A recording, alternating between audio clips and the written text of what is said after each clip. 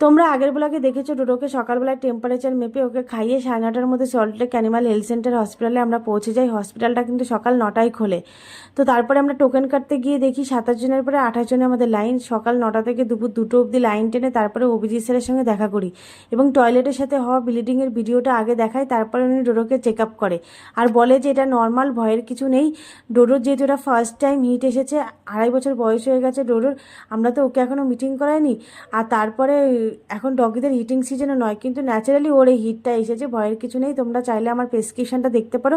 ওখানে অভিজিৎ স্যার আমাকে 3টে ওষুধ দিয়েছে, আলকাপ্রন আমাকে একটা লিকুইড, অ্যান্টিবায়োটিক আর প্রিভাইড প্রোভাইড বলেছে। এই 3টে ওষুধ খাওয়ালে ঠিক হয়ে যাবে। তাও যদি এনি বাই চান্স ঠিক না হয় তাহলে 1 সপ্তাহ পরে 3টে টেস্ট করিয়ে ডোডোকে নিয়ে আসতে।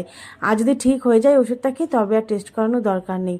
তো তারপরে ওষুধ কিনে আমরা বাড়িতে চলে এসেছি। বৃষ্টির মধ্যে দেখো ডোডোকে স্নান করিয়ে দিয়েছি। আরও বলেছে রাত্রিবেলায় কিন্তু একবার টয়লেটের সাথে ব্লিডিং হতে পারে, তবেই ও ঠিক হয়ে যাবে।